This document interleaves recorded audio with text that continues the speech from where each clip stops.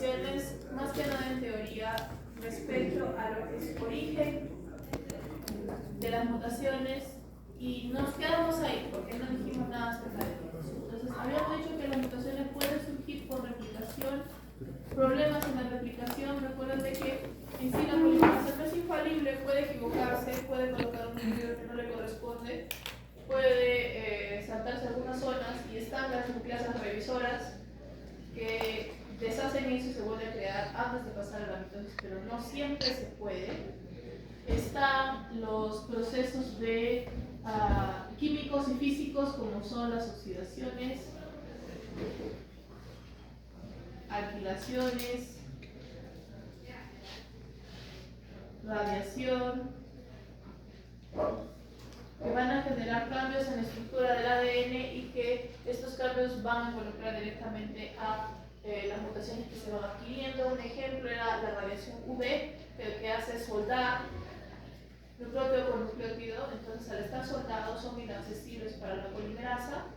Estéricamente, físicamente, la manita no puede pasar. Entonces, ¿qué hace la polimerasa? Se desensambla y se vuelve a ensamblar en otro punto, y perdimos esa zona. Entonces, se genera una delesión, se pierde material genético, entre otros procesos, ¿no? Y esos son los orígenes, ¿no? Pero ahora tenemos los tipos, y que en este caso se dividen en 4 grandes grupos, que son las sustituciones, las deleciones, las inserciones y las repeticiones.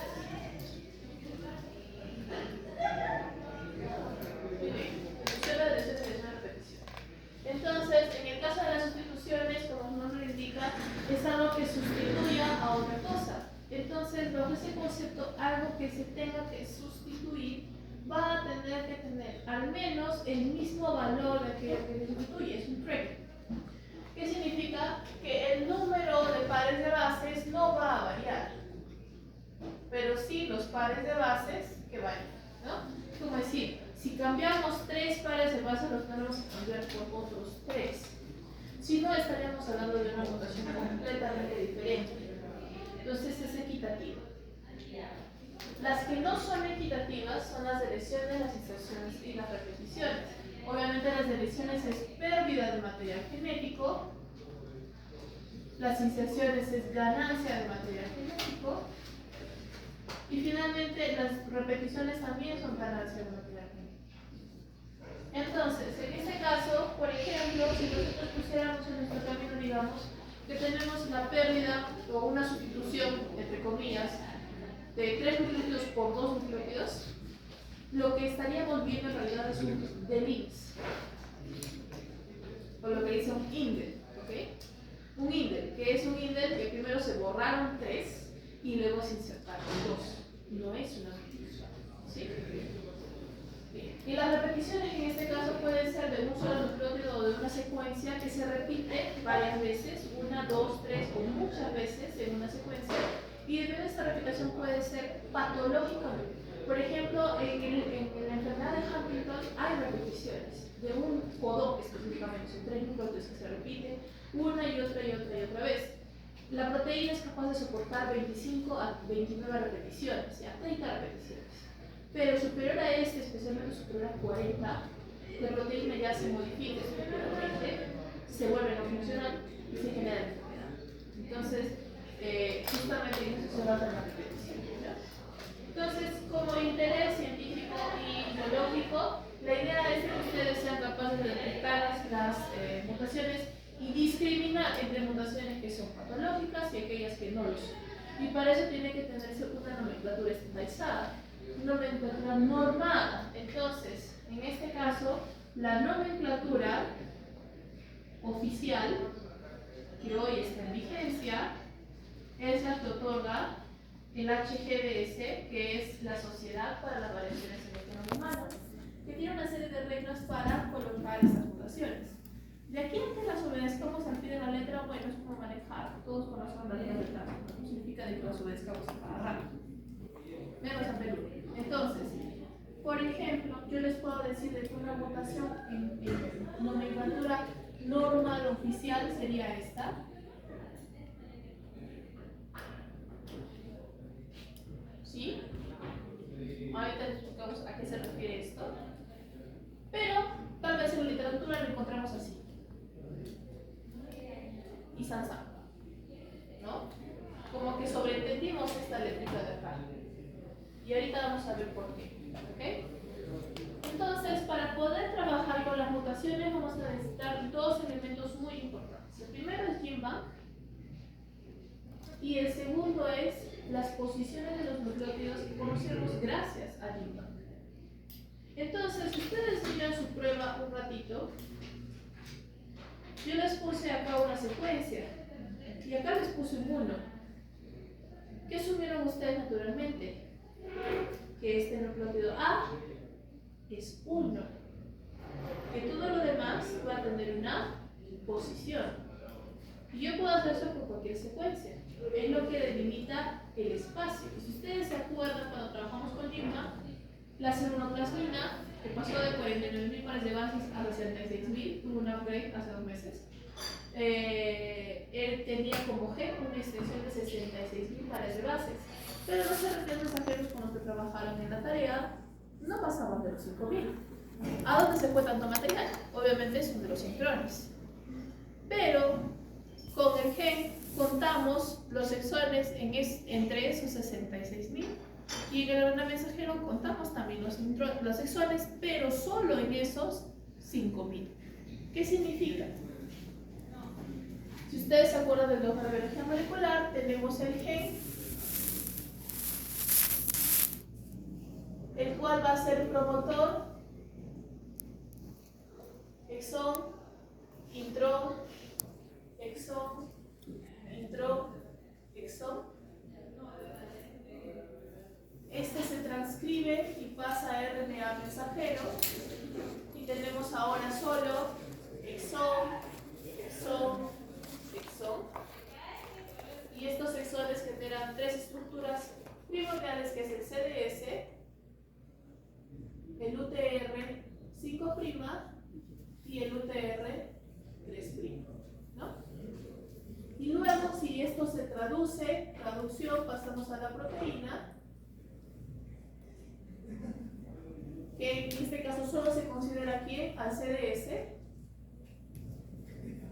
Y como el CDS se lee en codones, si lo dividimos entre 3, obtenemos la cantidad de aminoácidos en proteínas, que va a ser este pedacito chiquito, ¿no? ¿Sí? Bien. Imaginen por un instante un nucleótido dentro de toda esta secuencia. Aquí. ¿Este nucleótido lo puedo ubicar aquí? ¿Por qué no? Acá está, segundo exón, acá está, segundo exón, más o menos que va aquí. ¿Lo puedo ubicar aquí? Sí, porque sabemos que el segundo exón es el CDS, entonces estará más o menos aquí. ¿Lo puedo ubicar aquí? Sí, porque si yo divido entre 3 la cantidad de exones de nucleótidos, más o menos sabré al menos a qué codón, a qué aminoácido pertenecería ese nucleótido, así que estaría por aquí. ¿Se dan cuenta que puedo ubicar uno solo en diferentes posiciones? Para hacer una alegoría vamos a hacer acá al costadito el mapa de una casita. ¿Sí? Sala, comedor, cocina, pasadizo, cuarto principal, cuarto de los niños y un enorme baño. Y en el baño tengo una ducha. En la ducha tengo un jabonero. Yo les pregunto entonces ahora, imagínense la ducha. No, perdón, imagínense el baño. ¿Necesitan el resto de la casa para imaginarse el baño? No, es un cuarto como todos. Entonces, me podrían dibujar acá el baño con su ducha, con su jabonero. Imagínense solo la ducha. No necesitan el baño. Ahí está la ducha. La ducha con su jabonero. Ahora solo imagínense el jabonero. Pueden imaginar solo el jabonero. Todo tiene su lugar y su espacio físico. Si bien los genes los interpretamos como letras, también son objetos físicos. Por tanto, un objeto no podría desaparecer, solo cambia de lugar. Entonces, imagínense que nosotros sacamos nuestra vista en el jabonero y yo me paro al inicio de la ducha. ¿A qué distancia de mí está el jabonero? Imagínense un número. Un metro. ¿Te imaginas una ducha de 5 metros? Como que tengo acá, estoy acá, y el jabonero es eso de allá. ¿Qué tamaño es tu ducha? Es una cascada. Ya. Quisiera tener una cascada de ducha. Bueno. Entonces, digamos que salgo la ducha al baño. ¿A qué distancia está el jabonero? 2. ¿Por qué me dijeron 2 y no me dijeron 1? Porque acá ya hay 1 metro. ¿Qué estoy haciendo acá? Adicionando 1 metro. ¿Y de dónde salió ese metro? Del baño. Muy bien. ¿Qué pasa si salgo del baño y me voy acá? ¿A qué distancia estará de mí? 4. Ya, calculemos 4. Entonces, estos 2 metros de acá se estarían sumando a el resto de acá, que serían otros 2 metros. ¿Sí? ¿Quién determinó la perspectiva? Yo, porque el jabonero no se ha movido. Pero yo me he alejado.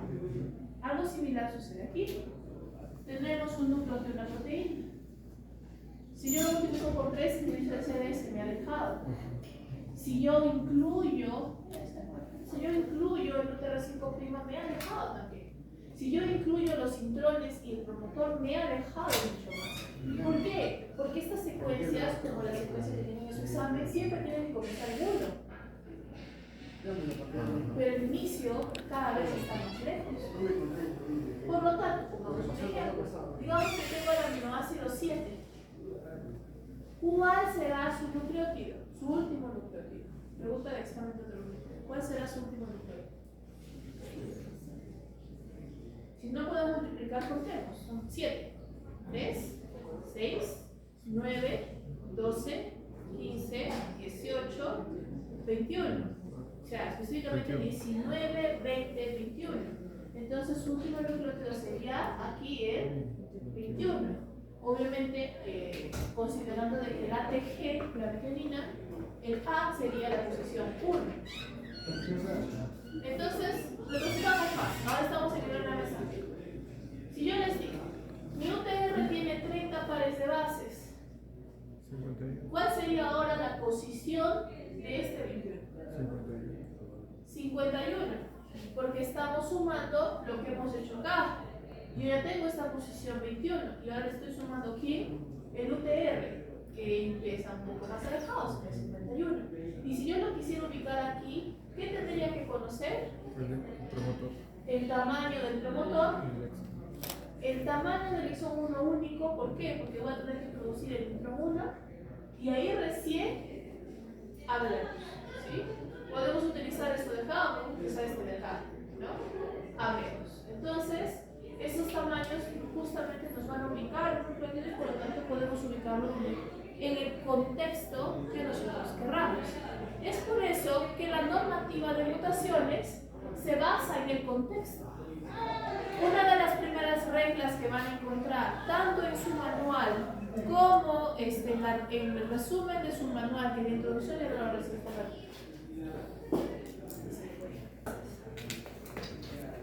Una de las normas, porque ustedes al final de su taller tienen un artículo que habla de las normas a todo lo ancho, bien explayadas. Y en la introducción están en resumidito, ¿sí?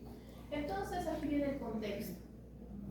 La posición que coloquemos en las mutaciones va a depender del contexto. ¿Qué significa? Que para cuando hablemos del gen, pondremos una G adelante. Cuando hablemos del RNA mensajero, pondremos una R adelante. Cuando hablemos del CDS, pondremos una C adelante. Y cuando hablemos de la proteína, pondremos una P adelante. Entonces esto ya tiene más sentido. Lo siguiente es entender la posición de lo que estamos hablando. Entonces aquí viene justamente la idea de perspectiva. Si yo estoy en P, será la posición 7. Si yo estoy en C, será la posición 21. 21. Si yo estoy en R, será la posición 51. Y si yo estoy en G, será una posición 9 en base a lo demás. ¿De quién dependerá? De la distancia que tengamos, pero será siempre el mismo. ¿Sí? Muy bien. Entonces en eso se basa la regla de la posición. Ahora, dependiendo de si estamos trabajando con nucleótidos o con aminoácidos, tendremos posición entre aminoácidos o posición y luego vienen nucleótidos. Lo que estamos observando aquí, contexto, proteína, aminoácido, posición, aminoácido. Obviamente, como esta es una regla exclusiva para aminoácidos, por eso es de que algunas personas en literatura lo ponen así. La P se sobreentiende, porque ya tenemos aminoácido, posición, aminoácido. A diferencia de que esto tal vez en CDS se lea de la siguiente manera.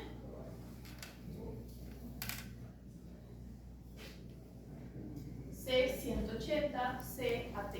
¿Sí? Y acá sí no lo podemos reducir. Decimos que estamos en el contexto de C. ¿Ok?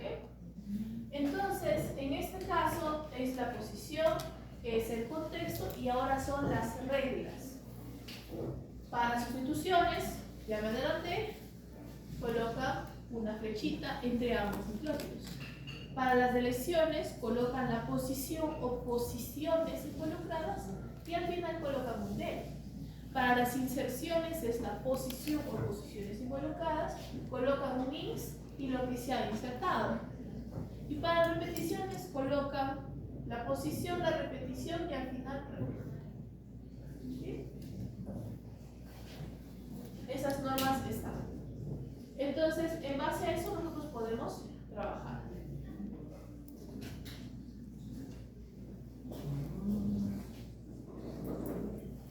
Existen muchas